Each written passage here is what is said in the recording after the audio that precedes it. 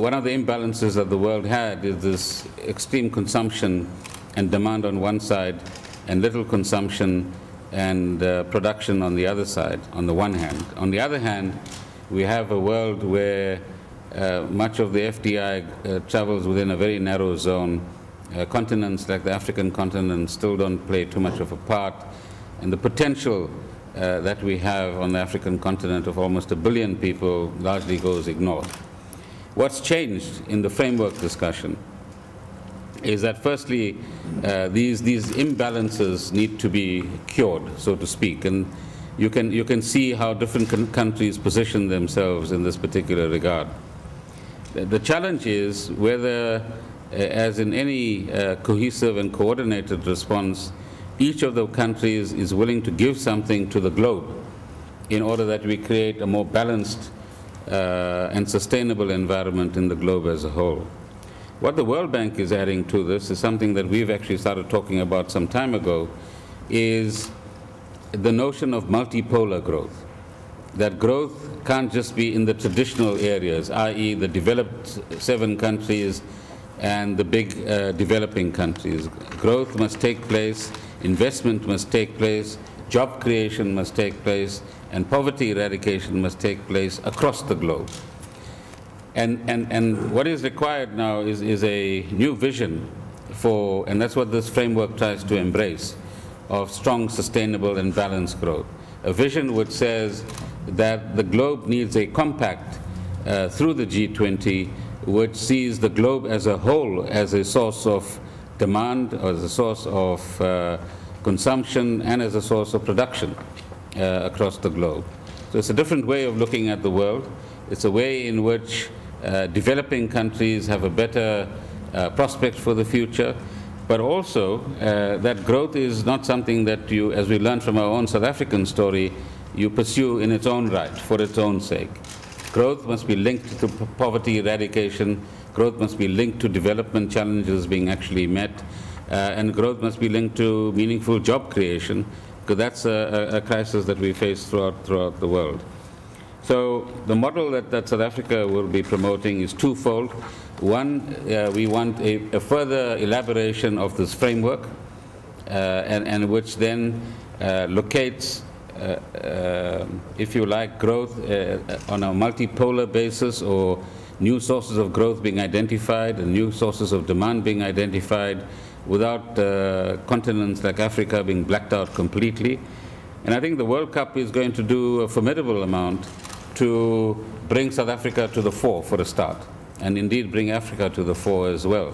If I'm hearing from any number of people, and I'm sure you're hearing a lot more, about the confidence that we have inspired in ourselves as a result of our ability to deliver the stadia, to deliver the infrastructure, and to host an event of this particular scale. So that's the big scale. On the small scale, we're saying fiscal consolidation is absolutely key. Having a balanced approach to fiscal spending is absolutely key, but at the same time ensure that the growth-friendly element of this is not sacrificed. Because if we do, we'll be solving some immediate problems, but creating new ones, because we're not actually leaving a basis for growth within those economies and for demand within those economies to continue in some way. I think more directly for us, when we're talking about the growth path in South Africa, it must be seen in the context of this new framework. What we require is a much more active conversation about not how we do better in our traditional markets, but how we do differently in our non-traditional markets.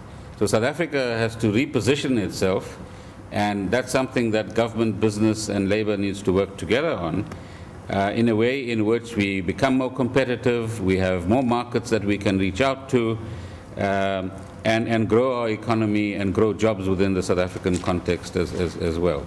So what measures does that involve? Well, clearly, it's a mixture of having the right balance between monetary policy and fiscal policy on the one hand, a second set of measures around macroeconomic reforms, in particular our education system, the way in which we incentivize businesses, the way in which we promote small businesses, the way in which we enhance the prospects for exporters to reach out to new markets around the world, but also find new niche areas in which South Africa could build on its competitive strength and explore what the world has to offer. I think what we require is the same passion that we see around the country during this World Cup period. There's a new passion, there's a new energy, there's a reaching out to the world that has come to us within South Africa itself. We're finding innovative ways of celebrating, of creating a new national cohesion in our country. People are going to places that they've never been to, although it is still South Africa, and South Africans themselves, let alone our foreigners.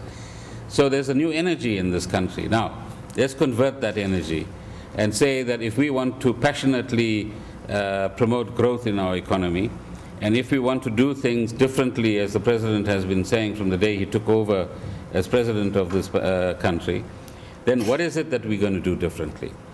And doing differently takes boldness, it takes innovation, it takes guts, but it requires a particular kind of leadership from all sections of society. So I don't think it's for me to prescribe which markets, which products, and where and how. We're saying let's generate this idea that if we stick to the traditional ways of doing things, as we've said repeatedly, we won't create enough jobs in South Africa. We won't have enough growth in South Africa. We won't be able to compete in the world adequately. Now, if we can beat France 2-1, right, even with 10 players on the other side, surely on the trade front and on the growth front, we can also do better.